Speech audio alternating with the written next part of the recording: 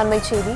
பரந்தூர் விமான நிலைய எதிர்ப்பு போராட்ட குழுவினர் கலைஞர் நினைவிடம் நோக்கி சென்று அங்கு போராட முற்பட்ட நிலையில் அவர்களை போலீசார் கைது செய்திருக்கிறார்கள். விவரங்களை தர இருக்கிறார் செய்தியாளர் துரை. விவரங்களை வழங்கலாம். வணக்கம். இந்த பரந்தூர் பசுமை வெளி விமான திட்டமானது 4750 ஏக்கருக்கும் மேலாக 13 கிராமங்களை சுற்றுவட்டார கிராம பகுதிகளை உள்ளடக்கி இந்த பரந்தூர் பசுமை விமான நிலையமானது அமைப்பதற்கு இந்த திட்டமானது வகுக்கப்பட்டிருக்கிறது. இந்த திட்டத்தை ஒட்டி நில அனுப்பு பணிகளும் ஆங்காங்கே நடைபெற்று வரக்கூடிய நிலையிலே இந்த பரந்தூர் பசுமை வெளி விமான திட்டத்திற்கு எதிராக 900வது நாளாக இன்று இந்த போராட்டமானது எதிர்ப்பு போராட்டமானது எட்டியிருக்கிறது.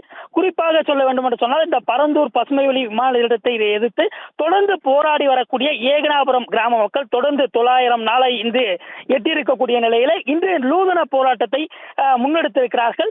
கலைஞர் நினைவிடத்தை நோக்கி அந்த நிர்வாகிகள் அணிதிரண்டு அந்த வாகனத்தின் மூலம் சென்று அந்த கலைஞருடைய சென்னையில் இருக்கக்கூடிய கலைஞரின் நினைவிடத்திலே மனு அளிக்கும் போராட்டத்தினை நடத்துவதாக அறிவித்திருந்தது. இந்த நிலையிலே ஏகனாபுரம் கிராமத்திலிருந்து சற்று முன்பாக அங்கிருந்து புறப்பட்டு சென்னையை நோக்கி முற்பட முன்பது அவர்களை தற்போது தடுத்து நிறுத்தி போலீசார் கைது செய்திருக்கிறார்கள். தொடர்ந்து சட்டசபை நடந்து வரக்கூடிய நிலையிலே தற்போது இந்த நூதன போராட்டத்தை அறிவித்த இந்த பரந்தூர் பசுமை வெளி விமான திட்டத்தை எதிர்த்து இந்த ஏகனாபுரம் கிராம மக்கள் தற்போது கைது செய்யப்பட்டு தற்போது தனியார் மண்டபங்களுக்கு அழைத்து செல்லப்பட்டிருக்கிறார்கள். இந்த பரந்தூர் பசுமை வெளி விமான திட்டத்தை எதிர்த்து போராடி வரக்கூடிய கிராம மக்கள் தற்போது கைது செய்திருக்கக்கூடிய இந்த சம்பவமானது அந்த பகுதியிலே சற்று பரபரப்பை ஏற்படுத்தி இருக்கிறது. விவரங்களுக்கு நன்றி துரை.